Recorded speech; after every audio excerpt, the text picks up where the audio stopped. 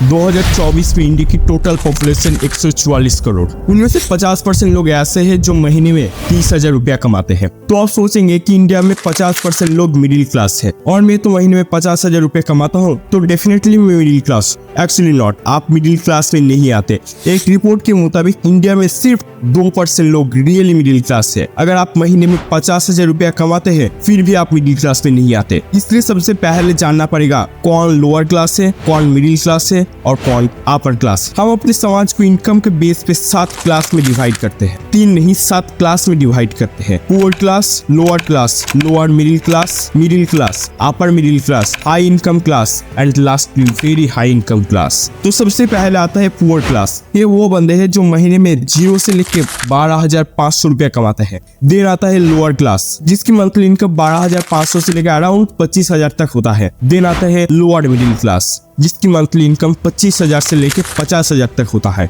Then आता है middle class, ध्यान से सुनने, जिसकी मंथली इनकम 50,000 से लेके 1.5 लाख रुपया पर मंथ होता है। मतलब जो बंदा महीने में 50,000 से लेके 1.5 लाख कमाता है उसे ही हम मिडिल क्लास कहते हैं। देन आता है अपर क्लास जिसकी मंथली इनकम 1.5 लाख से 3 लाख तक होती है। देन आता है हाई इनकम क्लास, इस बंदे की इनकम महीने में 3 लाख से लेके 25 लाख तक होता है। देन आता है सबसे last and most powerful very high income class जिसकी मंथली इनकम 25 लाख से लेके इन्फिनिटी तक होती है, जिसकी कोई लिमिट नहीं है और यही लोग देश चलाता है। अब इस चैट को देखने के बाद 90% लोग मुझे कमेंट करेंगे कि मैं 30,000 रुपये महीने में कमा लेता हूँ। और इस चैट के मुताबिक जो बंदा 25 से लेकर 50,000 तक कमा लेता है उसे हम लोअर मिडिल क्लास कहते हैं। तो इस चैट के मुताबिक हम लोअर मिडिल क्लास है। परंतु मेरे दोस्त, आप फिर भी लोअर मिडिल क्लास में नहीं आते हो। मैं मान लेता हूँ आप महीने में 30,000 से लेकर 50,000 तक कमा लेते और आपकी फैमिली में आप, आपकी वाइफ,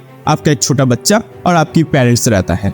मतलब मैं मान लेता हूँ आपकी फैमिली में टोटल 5 लोग हैं। तो अगर आपकी टोटल इनकम 50,000 है और आपकी फैमिली में 5 लोग रहते हैं तो आपका रियल इनकम होगा 10,000 रुपया, क्योंकि आपकी टोटल इनकम को फैमिली में जितने सारे मेंबर्स से उसे डिवाइड करने से ही रियल इनकम आता है। और चैट को ध्यान से याद करो, जिसकी मंथली इनकम 0 से लेके 12,500 रुपया था उसे हम पुअर बोलते थे। तो आप लोअर क्लास में नहीं पुअर क्लास में आते हो। That's the reality. तो अगर आपको लगता था कि आप बहुत ज्यादा कमाते हो तो आप उतना भी नहीं कमाते जितना आप सोचते हो, और आप जिसे पुअर बोलते हो वो भी उतना पुअर नहीं है, आपसे भी ज्यादा अमीर है। जस्ट एक एग्जांपल देता हूँ। एक बंदा है जो महीने में 15 से 20,000 रुपया कमा लेता है। उसकी वाइफ भी काम करता है और महीने में 10 से 12,000 रुपया कमा लेता है। उसका एक बेटा खेतीबाड़ी करता है और महीने में 15,000 रुपया कमा लेता है, और एक बेटा प्राइवेट जॉब करता है और 25,000 रुपया कमा लेता है। उस फैमिली में टोटल 4 मेंबर्स है और टोटल इनकम है अराउंड 68,000 और उस फैमिली का रियल इनकम है 17,000। आपकी रियल इनकम से 7,000 ज्यादा।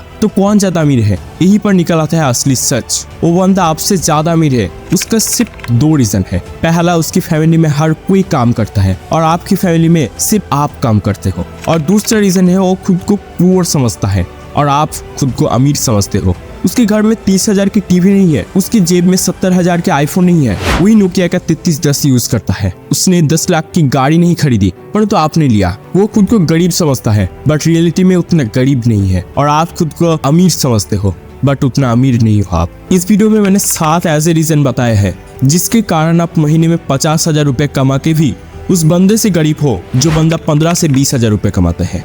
ध्यान से सुनो रीजन, अगर एक भी मिस हो गया तो और भी ज्यादा गरीब हो सकते हो। सो रीजन नंबर 1 इज एजुकेशन। एक टाइम था जब कहा जाता था बच्चों को अच्छी शिक्षा देनी चाहिए, परंतु अच्छी शिक्षा के चक्कर में अब हम अपने बच्चों को भेज देते हैं महंगी प्राइवेट स्कूल या महंगी प्राइवेट कॉलेज में, जिसकी फीस भरते भरते ही आपकी आधी सैलरी निकल जाता है। और 2024 में एक ट्रेंड हो चुका है कोचिंग सेंटर। खुद के बच्चों को IAS, IPS, इंजीनियर, डॉक्टर बनाने के लिए 5 से 10 लाख रुपया आप वेस्ट करते हो कोचिंग में। कोई तो करोड़ों में चला जाता है। आप ये सुन के शॉक हो जाओगे, इंडिया में प्राइवेट कोचिंग सेंटर की रेवेन्यू 58,000 करोड़ से भी ज्यादा है। मतलब आप अपनी पूरी सेविंग्स लगा देते हो उन एजुकेशन सिस्टम के पीछे जिसका कोई वैल्यू नहीं है। इंडिया में 42% ग्रेजुएट स्टूडेंट्स अनएम्प्लॉयड है, नौकरी नहीं मिलता और ऊपर से आप इतना ज्यादा पैसा वेस्ट करते हो ऐसे एजुकेशन सिस्टम के पीछे।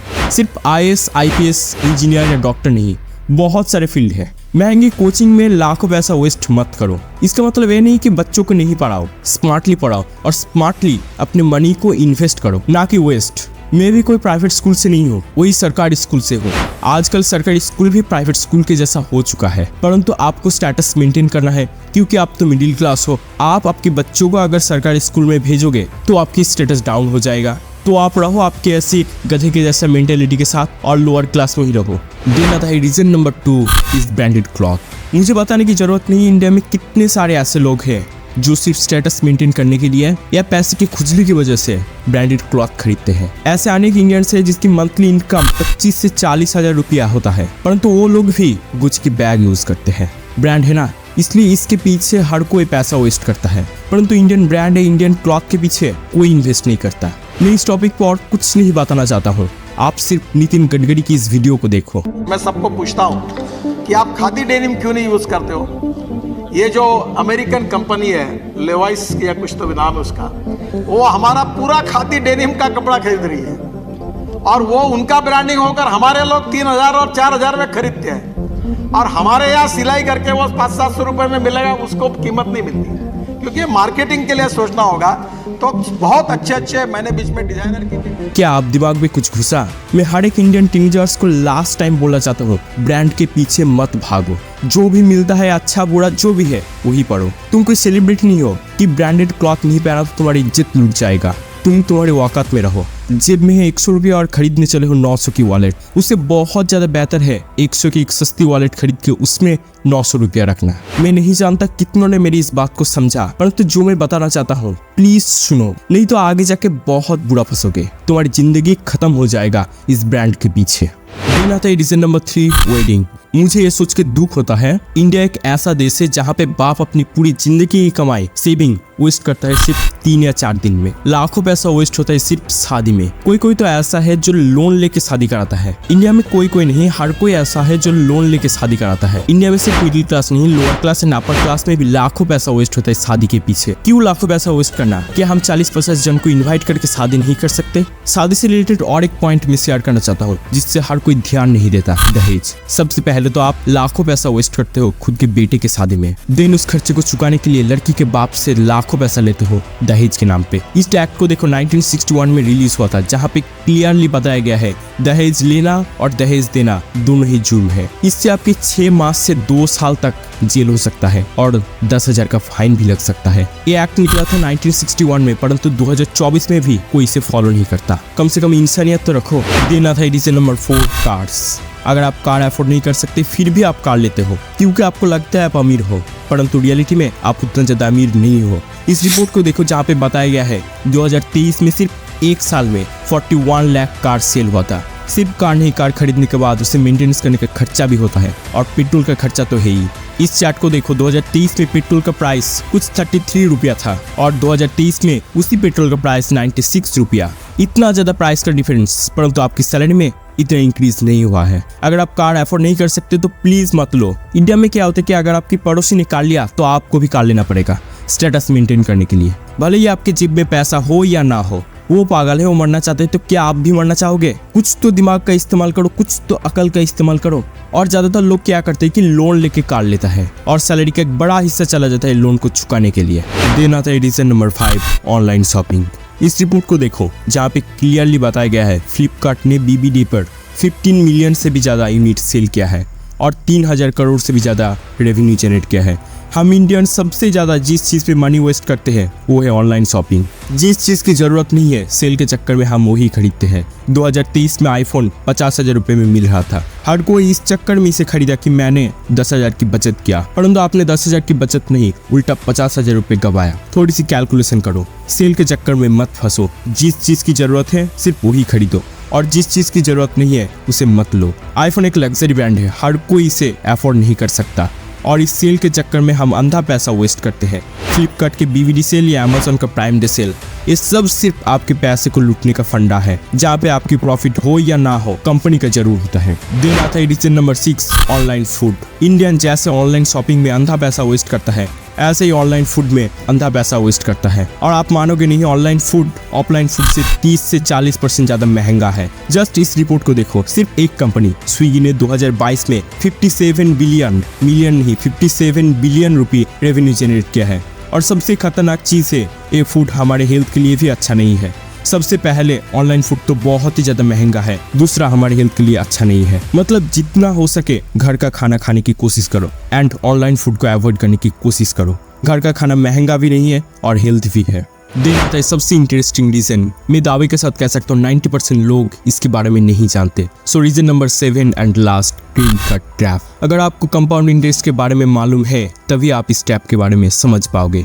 सो सबसे पहले जानना पड़ेगा कंपाउंड इंटरेस्ट है क्या। एक एग्जांपल देके समझने की कोशिश करता हूँ। चीज बॉक्स तो आपने जरूर देखा है। अगर चीज बॉक्स के फर्स्ट बॉक्स में 1 चावल के दाने, दूसरे में 2 एंड तीसरे में 4 ऐसे बढ़ाते गए तो लास्ट बॉक्स में कितने चावल के दाने रहेगा। आपको लग सकता है कुछ लाख या करोड़, बट आप हैरान हो जाओगे। एक के बाद अगर 18 शून्य लगा जाए तो जितना होगा उतने ही चावल के दाने रहेगा। That's the power of compound interest. इस पावर से आप इतना ज्यादा अमीर हो सकते हो उसकी कोई हद नहीं, और इस पावर से आप इतना ज्यादा गरीब हो सकते हो उसकी भी कोई हद नहीं, और इस पावर को यूज करके ही बैंक आपको लूटता है। मुझे सबसे पहले बताओ क्रेडिट कार्ड पर महीने में कितने % इंटरेस्ट लगता है। वही 2 से 3%। मतलब अगर आपकी बैलेंस 10,000 है तो महीने में आपको 200 से 300 एज इंटरेस्ट देना पड़ेगा। आपको यह अमाउंट बहुत ही कम लग सकता है, परंतु अगर आप फर्स्ट मंथ पे इंटरेस्ट पे नहीं करते तो सेकेंड मंथ पे इंटरेस्ट के ऊपर इंटरेस्ट देना पड़ता है, और 1 साल अगर इंटरेस्ट पे नहीं करते तो साल के आखिर में 50% इंटरेस्ट पे करना पड़ेगा। मतलब अगर आपकी बैलेंस 10,000 है तो साल के आखिर में 5,000 इंटरेस्ट पे करना पड़ेगा, और अगर आपकी बैलेंस 1 लाख है तो 50,000 रुपया एज इंटरेस्ट पे करना पड़ेगा। तो सोच ही सकते हो कितना ज्यादा पैसा लूट लिया जाता है। थोड़ी सी दिमाग का इस्तेमाल करो और हर एक मंथ पे इंटरेस्ट पे करो। यूट्यूब में लाखों वीडियो मिडिल क्लास ट्रैप के बारे में है, परंतु इस वीडियो को बनाने का मेन मोटिव था आपको एक क्लियर कट सोल्यूशन देना। हर किसी ने तो वीडियो बनाया है इस टॉपिक पे, परंतु किसी ने भी सोल्यूशन नहीं दिया है, इसलिए मैंने 4 सोल्यूशन बनाए हैं। तो चलो जल्दी से जान लेते हैं वो 4 सोल्यूशन को। सो सोल्यूशन नंबर 1 इज खर्चा कमाना पड़ेगा। जितना हो सके खर्चा कमाना पड़ेगा आपको। बाहर घूमना, खाना, शॉपिंग करना, वो हर चीज़ आपको बंद करना पड़ेगा जिससे पैसा वेस्ट होता है। इंडियंस का एक बड़ी प्रॉब्लम है हर साल घूमने जाना। हर साल क्यों जाते हो? हाँ, हम ह्यूमन से हमें घूमना पसंद है, इसका मतलब ये नहीं हर साल जाओगे। 4-5 साल में एक बार जाओ, बहुत ज़्यादा पैसा वेस्ट होने से बच जाएगा। और एक प्रॉब्लम है कार्ड खरीदना। पड़ोसी को दिखाने के लिए, खुद की स्टेटस को मेंटेन करने के लिए कार्ड मत खरीदो। लोन लेके तो मत ही खरीदो। अगर अफोर्ड कर सकते हो तो ही खरीदो, वरना नहीं। तुम्हारी औकात नहीं है 10 से 20 हज़ार की टी शर्ट खरीदना तो क्यों खरीदते हो? अगर अंधा पैसा है तो ही क्लॉथ पे इन्वेस्ट करो, वरना मत करो। जितना हो सके ऑनलाइन शॉपिंग कम करो। महीने के आखिर में कैलकुलेशन करना कितना ज़्यादा पैसा तुमने वेस्ट किया शॉपिंग में, और जो खरीदते हो तो घर में पड़ा ही रहता है तो क्यों खरीदते हो? देना था सोल्यूशन नंबर 2, कमाई बढ़ाना पड़ेगा। अगर आपकी फैमिली में सिर्फ आप कमाते हो तो बहुत बुरा फंसोगे, आगे जाके बहुत बुरा फंसोगे। फैमिली में सिर्फ एक बंदा कमाएगा और बाकी उस पर अंधा होकर डिपेंड होगा, ये नहीं चलेगा। फैमिली में हर किसी को कमाना पड़ेगा। अगर कहीं जाने का मन करता है तो खुद कमाओ, अगर कुछ खरीदने का मन करता है तो खुद कमाओ, दूसरों के ऊपर डिपेंड मत रहो। देना था सोल्यूशन नंबर 3, कंजूस होना पड़ेगा। अगर इस मिडिल क्लास से निकलना चाहते हो तो थोड़ी सी कंजूस होना पड़ेगा, बचत करना पड़ेगा। अरे भूखा मरने से बहुत ज़्यादा बेहतर है कंजूस होना। अगर इस टाइम पे आप थोड़ी सी कंजूस नहीं होते तो कुछ साल बाद आपको भूखा मरना पड़ेगा, तो इससे बेहतर है कंजूस होना। लोग बोलेगा कितना कंजूस है, खुद का कोई कार नहीं है, ज़्यादा शॉपिंग भी नहीं करता, तो लोगों को बोलने दो, एक कान से घुसाओ और दूसरे कान से निकाल दो। कुछ साल बाद अगर आपकी फाइनेंशियल स्टेबिलिटी उतना अच्छा नहीं रहा तो ही लोग आपको ताने देगा, तो इससे बेहतर है कंजूस होना। कम से कम सोसाइटी में एक स्टेबल पोजीशन पे तो रहोगे। देना था last solution, be wise. Life में गधा मत बने रहो। अगर फाइनेंशियल स्टेबल नहीं हो तो कोई प्रॉब्लम नहीं है, परंतु स्कैम के चक्कर में मत फंसो। दुनिया में बहुत सारे हैं जो आपको लालच देगा 25 दिन में पैसा डबल करने का। डबल होगा या नहीं होगा मुझे मालूम नहीं है, परंतु आपकी बैंक बैलेंस 0 हो जाएगा, ये मुझे मालूम है। भगवान ने हर इंसान को दिमाग दिया है तो उसका पूरा इस्तेमाल करो। गधे के जैसा मत रहो। शॉपिंग में, फूड में पैसा वेस्ट करते हो तो उतना ज़्यादा प्रॉब्लम नहीं होगा, परंतु किसी स्कैम में फंस गए तो बचना मुश्किल है।